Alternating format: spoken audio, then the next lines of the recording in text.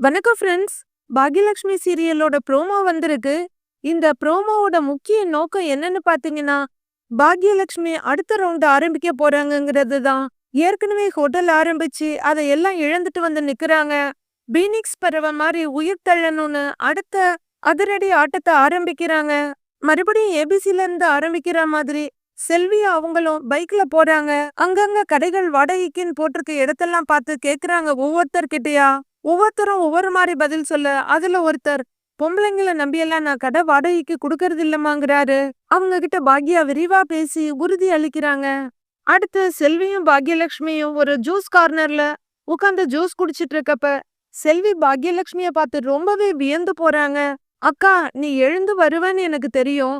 ஆனா இவ்வளவு சீக்கிரம் எழுந்து வருவ, அடுத்த ஆட்டத்தை துவங்குவேன்னு நான் நினைக்கவே இல்லக்கான்னு வியந்து போய் சொல்ல, இல்ல செல்வி, நான் விழுந்த இடத்துலயே விழுந்து கிடக்க கல்லு கிடையாது. நான் எழுந்து சிற்பமா நிப்பேன். கண்டிப்பா என்னோட இலக்கை அடைஞ்சு நான் ரொம்பவே உயர்ந்து நிப்பேன் அப்படின்னு பாக்யா ரொம்பவே உறுதியோட சொல்றாங்க.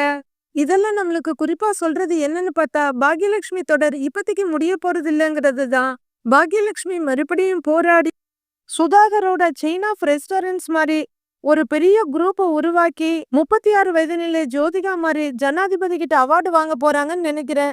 இல்ல ஒருவேளை இவங்களே ஜனாதிபதி ஆக போறாங்களா என்னன்னு தெரியல. இத்தனை நாளா மெயின் வில்லனா இருந்த கோபி ஓரங்கட்டப்பட்டு இப்ப சுதாகர் வில்லனா விஸ்வரூபம் எடுத்து நிக்கிறாரு. அடுத்தடுத்து பாக்யலட்சுமிக்கு வரப்போற சிக்கல்கள், அவர் எதிர்கொள்ள போற வில்லன்கள், இப்படி எல்லாமா சேர்ந்து இந்த தொடர் 2100ல முடிவடையும்னு கொஞ்சமா நம்பலாம் ஃப்ரெண்ட்ஸ். இது சீசன் 2வா போக போகுதா இல்ல இப்படியே கண்டினியூ ஆக போகுதான்னு